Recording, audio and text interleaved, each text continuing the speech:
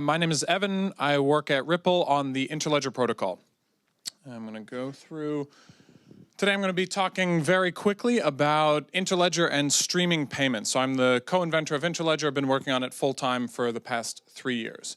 So the problem that we want to solve is today if you tried to go and actually use cryptocurrency for anything, you would have a situation like this. You walk into a grocery store, you say, hey, do you accept Ether? And they would say, what is that? No, sorry. And the fundamental problem is that all of these different payment networks are disconnected. You can't use any type of cryptocurrency today for payments because you need the other person to actually accept that cryptocurrency. Blockchains don't solve the interoperability problem by themselves. Blockchains are individual networks that have the same problems as traditional ones where they're all disconnected. What we need is a system for internetworking payment networks. And so this term internetworking comes from the internet. That's what it's named after. And at its core, the internet is all about routing little packets of data across independent networks. So what we need is a system for routing packets of money across independent payment networks. So what that would enable is me to pay you even if I have some kind of super obscure cryptocurrency and you just want dollars or whatever you want. So what Interledger does is it routes packets of money very similarly to how the internet routes packets of data.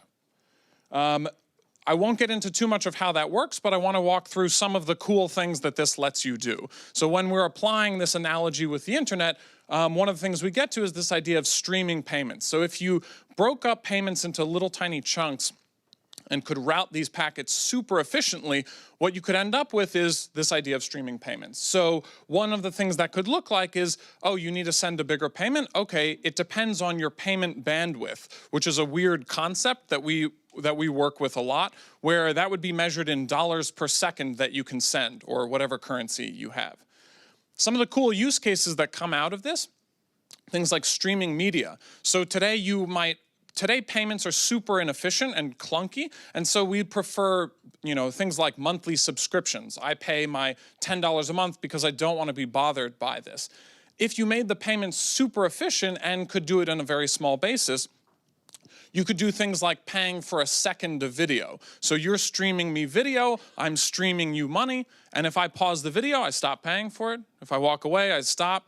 If I come back and hit play again, keep streaming money, because it would be that efficient. Another cool thing that comes out of this is the idea of sign-up-less services. Today in the physical world, when you walk into a shop and you want to have some financial exchange, the exchange normally goes, I give you money, you give me good or service, and I walk out. I don't need an account, I don't need to sign up, things like that. Today on the internet, you always need to sign up for accounts because there's no way to do this very seamless, here's a little bit of money, you give me a little bit of service, rinse and repeat. As a business, if you're giving me hosting services or something like that, you don't need to know who I am, you just need the money. And so with something like Interledger, you'd enable anybody to land money in your account, even if they're on some completely different payment network. So that would enable sign-up-less services. Another neat idea we've been playing with is the idea of a Creative Marketplace license. So the idea here is, today we have Creative Commons license, which is awesome. If you want to give away your work, it's a really, really great project. One of the issues with Creative Commons is there's no way to have a license that's as easy to use where you can actually monetize your work. So the idea here is with something like Interledger, you could actually have a license that says anybody can use this content, feel free to, but for every download or view or whatever kind of interaction you want to monetize, just pay me at this address.